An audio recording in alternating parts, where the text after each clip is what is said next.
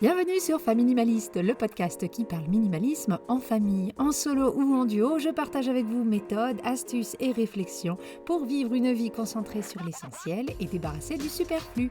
Je m'appelle Hélène, j'ai 42 ans et mon mari et moi sommes à la tête d'une tribu de 3 petits minimalistes de 11, 13 et 15 ans. En plus de mon expérience du minimalisme en famille, je suis home organizer certifié, professionnel du tri, de l'encombrement et de l'organisation familiale. J'aide les familles qui veulent se débarrasser du bazar chez eux. Je suis tellement contente de vous présenter l'épisode du jour. J'ai invité Julia de Julia la Tulipe, une professionnelle et experte du minimalisme et aussi du frugalisme. Ensemble, nous parlons du lien entre minimalisme et frugalisme et surtout, Julia nous parle de son expérience des deux et nous éclaire sur une pratique heureuse du frugalisme. J'ai adoré cet épisode, j'espère qu'il vous plaira. Alors vous entendrez qu'au tout début, quand j'accueille Julia, il n'y a pas de réponse et ça c'est parce que je me suis trompée dans le montage. J'ai effacé des trucs que j'aurais pas dû. Donc ne vous inquiétez pas si les 30 premières secondes vous n'entendez pas la voix de Julia et profitez bien de tous ses conseils. Comme d'habitude, vous retrouverez la fiche méthode en description. Allez, c'est parti pour l'épisode du jour. Bonjour Julia, merci de venir sur le podcast. Je vais te présenter et puis après tu pourras me rajouter ce que tu veux et me dire si j'ai dit des bêtises. Donc tu t'appelles Julia, tu habites dans l'Est de la France et tu es plus connue sur les réseaux sociaux et sur YouTube sous le pseudo de Julia la Tulipe. Tu es créatrice de vidéos et de podcasts sur les thèmes du minimalisme et du frugalisme. Et si je me permets de donner ton âge, donc tu as 23 ans, c'est qu'on n'associe pas vraiment la vingtaine avec le minimalisme ni le frugalisme et qu'en quelques années, ta pratique et tes réflexions sont devenues assez poussées sur le sujet au point de produire toi-même du contenu là-dessus. Est-ce que j'ai dit des bêtises? C'est un sans faute. Yes! Bah, très bien. Bah, écoute, on va commencer par la question que je pose souvent aux gens qui viennent parler minimalisme, en particulier sur le podcast. Quelle est ta définition, toi, du minimalisme et est-ce que tu te définis comme telle?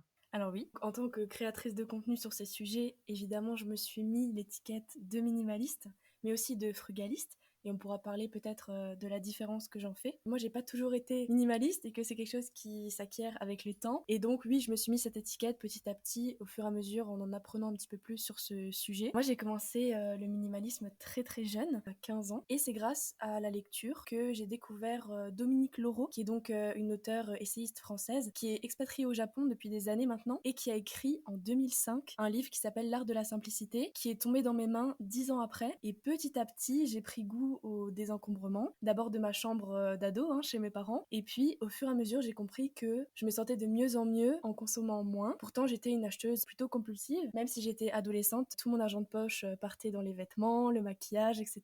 Et du coup je me suis intéressée à ces sujets par la lecture. Je suis tombée dessus en faisant une brocante, donc j'avais déjà cette culture de la seconde main, mais il y avait quand même une grosse partie de consommation liée à la société. On doit acheter de nouveaux vêtements, on doit sans cesse consommer plus en plus de choses. C'est signe aussi de réussite. Mais moi, j'ai toujours été un peu en dissonance avec ça. Et dès que j'ai découvert ce livre, et à force de recherche en ce sens, je suis tombée après sur les autres branches un petit peu de mode de consommation alternatif, donc le zéro déchet. Le deuxième livre que j'ai lu, c'était celui de Bea Johnson sur donc le zéro déchet. Et après, petit à petit, je suis tombée sur The Minimalist, leur documentaire, etc. Est-ce que tu as quand même eu des réticences dans ton entourage et si oui, c'était lesquelles et comment tu les as gérées? Alors avec mes parents, non, parce que même si eux consommaient pas mal, ils se rendaient vite compte que on consommait beaucoup trop, on gâchait trop de choses. Enfin, ils étaient assez d'accord sur ces principes-là. Donc avec eux, il n'y avait pas de friction. Ils trouvaient ça plein de bon sens et logique. Et même, du coup, ça m'a valu comme des compliments des gens autour de moi en disant que c'était l'avenir et que notre jeune génération devait porter plutôt ce message que l'inverse. Et certains même regrettaient, là je parle par exemple des grands-parents ou autres, d'avoir autant consommé et d'avoir peut-être gâché nos ressources planétaires, etc. Et après, les réticences, c'était peut-être plus au niveau de certains amis ou d'autres adultes qui n'étaient pas du tout dans la démarche. Mais au début, comme j'avais cet esprit un peu rebelle d'ado, je voulais juste affirmer ce que j'avais appris et le diffuser au maximum de personnes. J'avais créé une chaîne YouTube, un compte Instagram, mais j'étais beaucoup trop timide pour continuer. Et c'est que maintenant, à partir de 22 ans, que j'ai enfin pu en discuter avec plus de monde. Et au fur et à mesure, ça a influencé quand même mon entourage à changer. Mais est-ce que tu sens, toi, que dans ta génération à toi, on va dans le bon sens ou pas par rapport à la consommation? J'ai envie de dire qu'il y a les deux extrêmes, comme toujours. En tout cas, dans mon entourage proche, des gens qui s'intéressent quand même de plus en plus à l'écologie. Je pense que les gens se tournent de plus en plus vers la seconde main. Est-ce qu'il y a un effet de mode par rapport à ça? Peut-être. j'ai envie de dire tant mieux. Si les gens peuvent revenir à des modes de consommation moins énergivores et aussi faire du tri chez eux, c'est devenu un petit peu une tendance aussi sur les réseaux sociaux des fois. Donc si ça peut démocratiser le minimalisme, moi je suis complètement d'accord. Après, effectivement, il y en a qui sont pas du tout intéressés, qui comprennent pas le pourquoi du comment, qui au contraire préfèrent dépenser tout leur argent dans des nouveaux vêtements et acheter énormément de marques, faire du shopping tous les week-ends. Mais ça, je pense qu'il y en a dans toutes les générations. Il y en a qui aujourd'hui ont 80 ans, qui ont toujours été minimalistes et frugalistes, par choix ou par nécessité. Et puis, il y a aussi les jeunes qui peuvent reprendre le flambeau. Très bien dit. Et du coup, face à quelqu'un qui est, voilà, je sais pas, tu as une copine qui arrive et qui te déballe tous ses achats Zalando et Shein, tu fais comment? Tu es plutôt dans le prosélytisme ou tu gardes ça pour toi? Comment tu réagis par rapport à ça? C'est quoi ton approche à toi? Alors évidemment que intérieurement, je suis souvent assez peinée parce que j'ai l'impression que ça annule un petit peu mes efforts, tu vois, alors que pas du tout. Mais je préfère jouer sur des exemples ou l'éducation. C'est pas toujours facile d'être diplomate, mais par exemple, mon frère, il a 18 ans, il est pas du tout minimaliste. Par contre, j'ai réussi à le réorienter petit à petit vers le seconde main. Ça lui enlève pas sa passion de la mode et des vêtements. On va pas ne plus se parler pour ça ou s'engueuler à ce propos, mais par contre, j'essaye de le réorienter. Et en fait, il y voit des avantages économiques et puis il trouve aussi des belles pièces de seconde main. Alors, tu parles de dépenses, donc du coup, tu me lances la perche pour notre transition du minimalisme à frugalisme. C'est un terme qui véhicule peut-être pas mal de fausses idées qu'on associe souvent avec privation, un peu comme le minimalisme d'ailleurs. Est-ce que tu pourrais nous en dire plus et déjà commencer par la base? C'est quoi ta définition du frugalisme? Je pense que le frugalisme, c'est hyper complémentaire avec le minimalisme, même si effectivement les gens qui sont minimalistes ne sont pas forcément frugalistes, parce que je peux être un minimaliste qui est hyper dépensier dans des expériences, des voyages, des choses immatérielles, alors que le frugaliste va apporter aussi ce côté réflexion par rapport aux dépenses. Donc en fait, si tu veux, le minimalisme, pour moi, ce serait réduire ses possessions, et le frugalisme, c'est vraiment réduire ses dépenses et ses achats. En fait, c'est essayer de payer le juste prix pour les choses qui comptent vraiment pour nous, mettre aussi beaucoup plus de côté, donc épargner plus, et pour certaines personnes, c'est aussi essayer d'atteindre la liberté financière. Pour moi, c'est vraiment de mettre de côté de l'argent pour des choses qui comptent vraiment et sur le long terme. Par exemple, en tant que frugaliste, je vais essayer de consommer moins de choses dans ma vie quotidienne, faire des défis no spend, faire des défis vide placard, ne pas surconsommer et gâcher pour garder cet argent-là de dispo pour, par exemple, un projet plus long terme, comme l'achat d'une maison, l'achat d'un terrain, des voyages ou une retraite anticipée, etc. D'accord, donc on est vraiment, un peu comme avec le minimalisme, on est dans l'intentionnalité, donc on choisit tout ce qu'on fait rentrer chez nous. Là, tu nous parles d'intentionnalité financière, en fait. La différence entre, économe et frugaliste, c'est la même chose au final ou pas? Pour moi, c'est un peu des synonymes qui véhiculent la même grosse idée derrière, qui est qu'on ne va pas dépenser son argent à tout va et vraiment l'investir dans son épargne, ses projets long terme. Je pense que c'est une solution aussi qui complète le minimalisme parce que, comme je le disais, si tu t'intéresses que au désencombrement des choses et à leur remplacement dans un but d'esthétisme minimaliste, en fait, tu vises pas du tout le minimalisme financier qui est encore une fois, pour moi, un synonyme de frugalisme. Quelles sont les idées reçues sur le frugalisme? Alors le cliché, ça va être que c'est chiant, c'est restrictif. En fait, être frugaliste, c'est pas vivre dans un 10 mètres carrés, manger des pâtes, ne pas avoir de voiture, n'avoir aucun loisir, enfin bref, pour moi, ça n'a rien à voir, c'est pas quelque chose de subi. Dans mon cas, en tout cas, j'ai la chance d'avoir le choix de vivre autrement et pourtant avec un petit salaire. Mais dans l'idée, en fait, c'est vraiment un choix de vie comme tu choisis d'être végétarien ou pas, comme tu choisis d'être minimaliste ou pas. C'est pas quelque chose qu'on t'impose, donc je vois pas pourquoi on parle toujours de restriction. C'est une discipline qu'on s'impose au niveau de ses finances, c'est faire un budget mensuel, c'est analyser où va notre argent. Et tu connais des frugalistes qui, au contraire, eux, ont beaucoup de moyens, mais choisissent quand même de vivre de cette manière-là? Tu as eu des témoignages peut-être, à travers, ce que tu fais sur les réseaux et tes podcasts? J'en connais pas personnellement, mais je sais qu'il y en a qui parlent de ça dans un but plus axé liberté financière et qui cherchent à investir leur argent pour ne plus jamais travailler, par exemple. Oui, c'est rigolo parce que ce terme liberté financière, on en entend parler énormément depuis quelques années maintenant. Si tu parles de liberté financière, tout le monde dit: «Waouh, c'est la classe!» Tu parles de frugalisme, on dit: «Oh là là, la pauvre, Ouais, alors qu'en fait, qu'est-ce qui se passe?» pour moi, ça revient au même. C'est juste qu'il y en a qui vont pousser le truc plus loin et selon leurs moyens aussi. C'est vrai que peut-être ça vend moins du rêve d'être juste frugaliste, mais en somme, c'est la porte d'entrée et le début. il faut être frugaliste pour atteindre la liberté financière, donc il faut commencer quelque part. Moi, ce que j'entends, et dis-moi si j'ai tort, c'est que être frugaliste par rapport à quelqu'un qui fait des économies, c'est que, faire des économies, souvent, c'est sur du court terme. Peut-être plus parce qu'on a, tel ou tel projet et puis après, une fois que ça c'est fait, on va pouvoir, se lâcher un petit peu. Alors que frugaliste, on est vraiment sur une manière de voir, l'argent comme un outil et de vouloir utiliser cet outil que lorsqu'il est nécessaire. C'est un peu ça la différence? Ouais, c'est vrai, ça peut être nuancé de cette façon-là. Le frugalisme, c'est vraiment encore une fois un choix, un mode de vie, et c'est pas quelque chose qu'on est obligé de faire pour moi. C'est-à-dire que si tu as besoin d'être économe, comme tu l'as dit, ponctuellement parce que tu as un découvert ou autre, alors c'est très bien.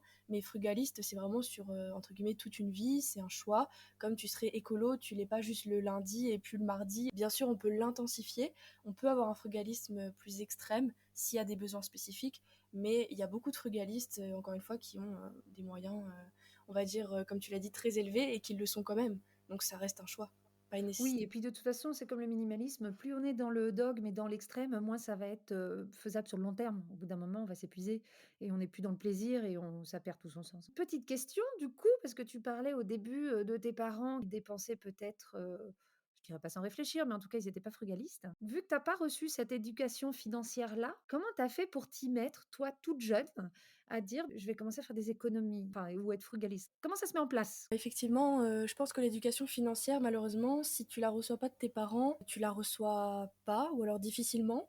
Heureusement, je suis née dans une génération qui pouvait aller la chercher. En m'intéressant au minimalisme, après, je suis tombée sur des vidéos donc de frugalisme. Il n'y en avait pas beaucoup à l'époque. Il y avait surtout des blogs, ce genre de choses. Et puis, au fur et à mesure des lectures, en fait, j'ai compris l'importance de faire un budget. Et c'est là que j'ai eu ma porte d'entrée.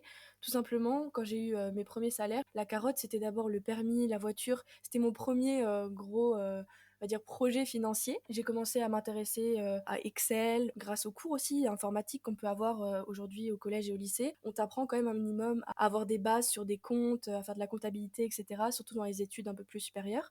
Et donc là, je me suis dit, mais pourquoi j'appliquerais pas ça à moi au lieu de le faire que pour une future hypothétique entreprise? Je peux le faire aussi pour moi. Quelles sont mes charges, quelles sont mes rentrées d'argent et qu'est-ce qui sort tous les mois. Donc dans l'idée, c'est comme ça que j'ai fait. Et puis après, ben, j'y ai vu un intérêt. J'ai trouvé mon pourquoi et c'est là que j'ai vraiment su que c'était fait pour moi. À la base, c'était surtout pour voyager. Parce que quand t'es jeune, en général, tu t'aimes bien voyager, expérimenter, découvrir des nouvelles choses. Mais sans argent, c'est, je veux pas dire impossible parce qu'on peut partir dans des conditions très frugales. Mais on va dire que c'est plus simple si t'as de l'argent. Et du coup, bah, j'ai commencé à mettre de côté pour mon permis, une fois que je l'avais pour des voyages. Et puis maintenant que je suis un petit peu plus grande et rentrée dans la vie active, bah, c'est pour devenir propriétaire. Et du coup, j'ai un but, un final que je veux atteindre. Alors, ça va être une question très spécifique et totalement personnelle. J'ai un grand garçon de bientôt 15 ans qui n'a plus que 55 centimes sur son compte. Il est bénévole depuis un an dans la ludothèque du village et il a reçu pas mal de sous à Noël de la ludothèque. C'est un dédommagement pour toutes les heures passées, hein. Et en fait, on s'est rendu compte la semaine dernière qu'il avait tout dépensé dans les supermarchés du coin à s'acheter des snacks, alors qu'il a ce gros projet dans 2 ans. Son club de judo organise un voyage de 3 semaines au Japon. Et t'imagines bien que ça va pas être un coup neutre et on voudrait qu'il y participe. Comment tu parlerais à mon fils si je te le laissais tout seul là dans une pièce? Alors, au risque de te déplaire, je suis assez partisane de l'essai-erreur. Moi, j'en ai fait aussi beaucoup, surtout à 15 ans. Moi, j'ai pas d'enfant, donc je sais pas exactement quel discours je pourrais avoir, mais en tant que grande sœur, on va dire, par rapport à mon frère, ce que je lui ai dit, t'es jeune et t'as le droit aussi, parce qu'il a mérité cet argent, je veux dire, il a travaillé pour. Tu vois, acheter des snacks, ça nous paraît futile, mais pour eux, c'était bah, la liberté de choisir ce que lui voulait acheter, ce qu'il voulait manger à un moment donné. Et donc, je comprends. Je lui ferai bien comprendre que c'est une condition sine qua non. C'est peut-être un peu strict, mais de lui dire, si tu veux vraiment ce voyage, il va falloir du coup participer financièrement à cette hauteur-là. Pour ce faire, il va falloir faire des économies. Et donc, ça veut dire quoi faire des économies? Ça veut dire que tu pourras pas t'acheter tous les snacks que tu veux à n'importe quelle heure, etc. Il faut le mettre en perspective pour lui, peut-être de lui faire comprendre que c'est beaucoup plus avantageux pour lui de se restreindre le temps qu'il ait cette somme d'argent, je sais pas, peut-être un an. Mais après, derrière, il va avoir un souvenir inoubliable, etc. Et que, en fait, les snacks, il peut très bien en prendre de la maison, les emmener dehors et les manger avec ses copains. Enfin, il n'a pas besoin d'acheter de la nourriture et de dépenser son argent là-dedans pour son futur, alors que ce stage-là pourrait lui ouvrir des portes, pourrait lui apprendre beaucoup de choses et lui créer des souvenirs bah, qu'il aura plus jamais l'occasion de créer potentiellement, quoi. Tu as dit un truc très, très juste, qu'effectivement, moi, je vois ça comme, dépenser son argent, sans réfléchir pour des snacks et que pour lui, c'est juste avoir la liberté de choisir parce qu'il choisit jamais ce qu'il mange et effectivement, j'avais pas du tout vu ça sous cet angle-là. Je te remercie, ça change beaucoup ma perspective de cela. Merci beaucoup. Puis il y a une autre réflexion qui m'est venue là quand tu as parlé, c'est qu'il a gagné cet argent, donc il voit les efforts qu'il faut faire pour l'avoir. On peut aussi mettre en perspective le temps travaillé, tu sais, le coût d'un objet par heure. Par exemple, moi je suis payée, on va dire 9 euros de l'heure. Bah, si je m'achète un snack à 9 euros, c'est 1 heure de travail perdu derrière. Donc peut-être de lui remettre ça en perspective et de dire que, bah, en fait, d'acheter des snacks à, je sais pas combien ça coûte en Suisse, mais admettons 5 francs, c'est peut-être 1 heure de travail à la ludothèque. Est-ce qu'il est prêt vraiment à mettre 1 heure de travail pour acheter ça, quoi? Je crois que tu as un petit peu, répondu, mais comment tu fais pour maintenir cet effort sur le long terme? Est-ce que tu considères ça quand même comme un effort? Au début, ça l'a été, parce que c'est dur d'aller contre ses habitudes bah, d'acheteuse compulsive, mais au fur et à mesure que tu ouvres les yeux, je dis souvent, quand tu as ouvert les yeux, tu peux plus vraiment les refermer. Comme l'écologie, ça a été ma porte d'entrée, j'ai vu aussi l'impact de mes achats, et je dis souvent que acheter, c'est voter, et moi, je ne vote pas pour H&M, Shein, Primark, parce que je vois très bien que l'argent que je mets là-dedans, en fait, ça contribue à les faire grandir, à les faire vivre, et je ne veux pas. Du coup, c'est devenu petit à petit pas un effort, juste un réflexe, des nouvelles habitudes. Et bah, en fait, on voit que grâce à ça, les économies, elles grandissent petit à petit. Et tu es de plus en plus satisfait. Les efforts que tu mets, il y a directement un retour. Ça te motive encore plus à continuer, donc ça devient naturel. Ça t'arrive quand même d'acheter des trucs, dans des endroits où tu aimerais plutôt éviter et comment tu le gères, mentalement? Parce que moi, j'ai beaucoup de mal. Alors en fait, j'ai arrêté de me culpabiliser parce que je me suis rendu compte que on critique souvent ceux qui font déjà le plus d'efforts. Donc j'ai pas besoin de me rajouter une couche sur le dos toute seule. En fait, moi je suis végétarienne, donc déjà c'est quelque chose de très fort. J'ai plus pris l'avion depuis très longtemps. J'essaye d'avoir vraiment une consommation très très raisonnée, quasiment tout est de seconde main. Mais oui, moi aussi j'achète mes sous-vêtements neufs parce que je me vois pas faire autrement. Là c'est plus une barrière psychologique et même je trouvais pas non plus ce que je voulais. Effectivement, il y a des choses qu'on fait mais on est obligé. Par exemple, je suis à la gare, j'ai oublié ma bouteille d'eau, ma gourde. Et ben, au lieu de mourir de soif, je vais m'acheter une bouteille. Sur le coup, ça va pas me faire plaisir parce que c'était pas prévu, c'est du plastique, c'est pas ouf. Mais en fait, quand t'as un vrai besoin, je trouve que c'est déjà énorme et on n'est plus du tout dans la surconsommation juste par plaisir. Là, t'avais un besoin, t'y allais, il n'y a pas de culpabilité à avoir. Et oui, moi aussi, des fois, ça m'arrive et en fait, je passe outre parce que je sais que 80% du temps, je fais attention, donc c'est pas les 20 ou 10% qui restent qui vont tout gâcher, tu vois. Oui, en fait, j'ai décidé en t'écoutant parler que c'est moi qui avais 23 ans et toi qui en avais 42. Donc, Pas mal. on arrive doucement, à la fin de cet épisode. Moi, j'ai 2 conseils que j'aimerais que tu donnes. Le premier, c'est parce qu'on a parlé quand même beaucoup de jeunesse, donc d'adolescents, de jeunes adultes, mais il y a beaucoup de gens qui ne maîtrisent pas, du coup, l'environnement dans lequel ils vivent. Qu'est-ce que tu leur donnerais comme conseil s'ils ont quand même envie de se lancer dans le minimalisme, dans le frugalisme? Alors déjà, c'est tout à fait faisable. C'est pas incompatible. Moi, je vis avec un conjoint qui est pas du tout dans ma démarche. Lui, il mange de la viande, il est pas minimaliste. Et puis, le frugalisme, ça l'intéresse que depuis très peu. De mon côté, j'ai fait les choix les plus personnels possibles sur ce qui m'appartenait. Donc, par exemple, mes vêtements. Si j'ai envie de les trier, si j'ai envie de les donner à une assos, c'est mes vêtements. Donc, j'ai le droit d'en faire ce que je veux. L'argent qui tombe sur mon compte parce que j'ai travaillé bénévolement à la ludothèque ou j'ai fait des ménages ou des jobs d'été, c'est mon argent, personne ne me force à le dépenser. Donc je pense qu'il y a des leviers qu'on peut quand même activer. Bien sûr, je maîtrisais pas tout ce que je mangeais au début, donc c'était dur de devenir végé. J'ai pas pu maîtriser la décoration de l'appart ou de la maison chez mes parents. J'ai pas pu maîtriser toutes leurs dépenses à eux, mais j'ai pu, par mon exemple, bah, commencer à les intéresser à ça et donc petit à petit à leur suggérer une lecture, leur suggérer de faire autrement, etc. Et donc les inciter. Je sais que c'est dur parce que on a envie d'aller plus vite, on a envie que tout le monde soit éduqué entre guillemets au même niveau et que tout le monde fasse comme nous. Mais en fait, c'est impossible pour faire société. Il y aura toujours des gens à l'extrême inverse. Et je pense que nos proches, ça reste quand même des gens qu'on peut, on va dire, enrober dans notre démarche pour la plupart du temps quand ils sont bienveillants. Donc faut pas perdre espoir, il faut quand même commencer de son côté et puis s'inspirer sur les réseaux, pourquoi pas suivre des gens comme nous deux ou comme d'autres qui parlent de minimalisme, de frugalisme et se focaliser sur leurs propos. Et puis après, un jour, normalement, on prend son envol. Faut être patient, ça viendra. Dernier conseil, si j'ai envie de me lancer, alors là que j'ai 15, 25, 45 ou 65 ans, quelles sont les 2 premières actions à faire si j'ai envie de me lancer dans le frugalisme? Je pense que la première, c'est la plus difficile, c'est-à-dire d'être honnête avec nos dépenses. Pour moi, ça a été vraiment de faire un budget mensuel. Il y a beaucoup de vidéos en ligne qui vous proposent d'en faire, que ce soit sur papier, sur Excel, sur Google Sheet, etc., sur des applications dédiées, des fois reliées à votre compte bancaire. En fait, trouvez la méthode qui vous permet de savoir exactement combien vous gagnez par mois et ensuite combien vous dépensez par mois. Vous faites cette différence et c'est ce qu'on appelle le reste à vivre.